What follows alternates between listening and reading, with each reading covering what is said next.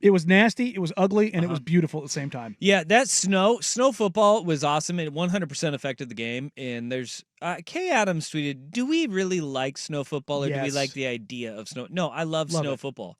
I will tell you I've been in environments where the snow that they had there, the not soft snow when you're wearing a helmet, Mm. it's a very eerie sound.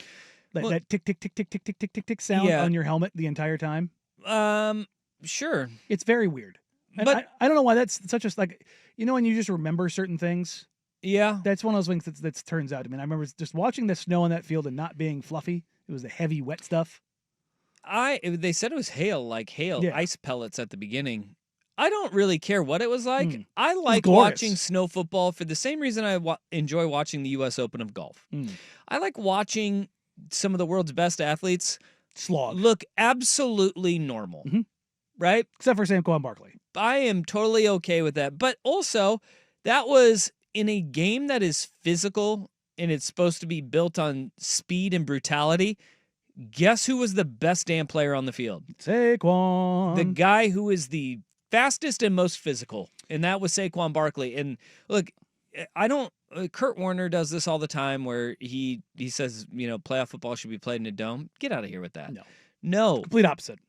Home field advantage is we are good enough to where we earned this, to where we can dictate the terms. Yeah, we're used to it. Of course, the Arena Football League guy wants to play in the dome. Well, and the guy who played in Arizona and in a dome on the fastest show on turf in St. Louis. But it is something that a home field advantage, the better team, you earn that right to be at home. And it played a massive factor. The Kyron Williams fumble. Look, holding onto a football in the cold and in snow is a lot different than just carrying the ball. And he had fumbling problems before to begin with. But you get a punch on the ball. We saw it in the Baltimore and Buffalo game too. Like a peanut punch has exponentially more power in the snow. Hell, we saw it in Ohio State Notre Dame. Igbuka. It was a full on punch. Yeah, over the that top. was not.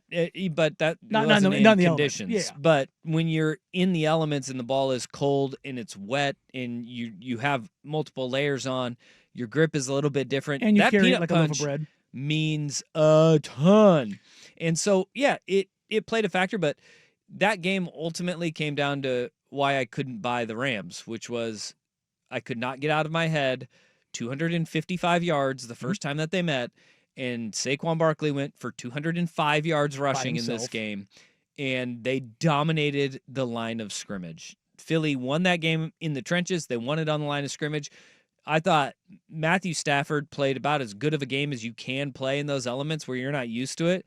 There was a stretch where you couldn't throw the football because it was snowing too hard. Yeah, you couldn't see it. That eliminated a lot of what LA was trying to do. Well, they still found a way to make it a one-score game at the end, and they put up a hell of a fight, man. That was a really good football game. And now Philly, they have gone up the boards in Vegas they're the Super Bowl favorite now. And a lot of it is to do with Saquon Barkley and being able to lean on him at the end of the year. This guy may go down as the best non-quarterback free agent signing in NFL history. It also makes you point and laugh at the Giants and also shudder in fear as you could have seen this guy on a team that mattered for multiple years besides that. Yeah. That man was wasting away in New York. Giants fans can be upset. He wouldn't be this good if he was on your team. No. I mean, that's being honest. That's what I'm saying. He wasted away in New York. Yeah. And if you look at it, like if you take Tom Brady and Peyton Manning and Drew Brees out of it, guys that were quarterbacks who left in free agency, you're talking about Saquon and his impact with this Eagles team is equivalent to Reggie White in Green Bay and Deion Sanders in San Francisco and Dallas. Charles Woodson Patriots going to the Packers. Like the impact is incredible. But Randy goes to the Patriots and they went from being a Super Bowl champion to being just best offense ever. Like, and they didn't even win a Super Bowl, right? But like the Eagles might not win a Super Bowl this year. They still have. Tell you what, I don't trust their quarterback play. The Commanders, the Bills, and the Chiefs to go through in order to get there. But you're looking at the impact of Saquon just being there. It's an all-timer. I will say, though, on the other side of the ball, though, That Jalen Carter guy, Mhm. really good. Unbelievable. Really good. Turns out when you can get his snap rate up to like more than 50% of snaps, he's an impact guy. Well, what was crazy is like people were like Philly fans were like, got him at 9. Howie Roseman is amazing, a genius. It's like, well, we all knew why he dropped to 9. Yeah. I mean, there was a pretty significant Thing that happened. incident that happened in the celebration of their national championship game. Like, And the fact that he couldn't stay on the like, field. that made his stock drop Mhm. significantly. And they said, we're going to take him. And he is the most dominant defensive lineman, interior defensive lineman right now in the NFL. Like, he is unbelievable how many plays he's impacted. What he did. I was so glad he didn't kill Matthew Stafford when he had the chance. Golly. When he just grabbed him and lifted him up like Lift a him rag up doll. and was like, He just kinda- little baby, you're yeah. not moving. He just let him know, like, I could kill you right now. Mm-hmm. What's funny was the offensive lineman coming over with both our hands up, like, no. Yeah, he's like, I got it. I could, Please don't kill him. but I'm not gonna. I will say the Rams did acquit themselves though, and the turnovers were what bit them. You Puka Nacua it's a different wide receiver, man. There's not many wide receivers that you see get better in elements like that. BYU, man, he's been playing in that Provo stuff. But I mean, he didn't shy away from the physicality. In fact, No. he sought it out. He is a really fun receiver. He is the type of guy that Emeka Egbuka could be in the NFL. Yeah.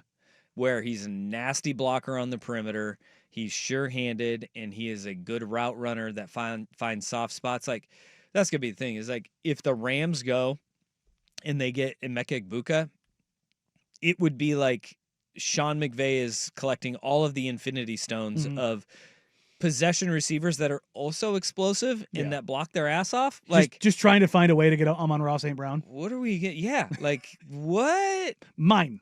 Yeah, good guys to have.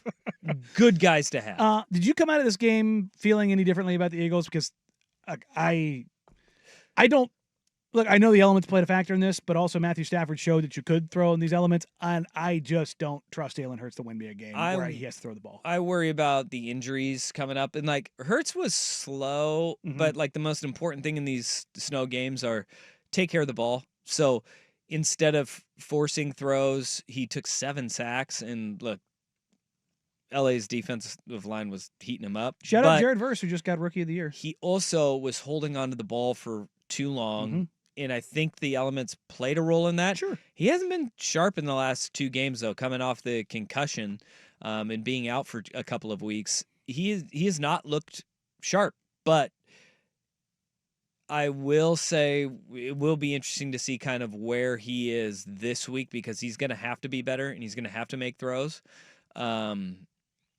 But I'm a little concerned. I'm concerned too, because Philly got dinged up. Yeah, they got dinged up in that game, and you can't take too many hits at this point of the year, or especially on the defensive side of the football. It becomes football. detrimental. Yeah, very quickly.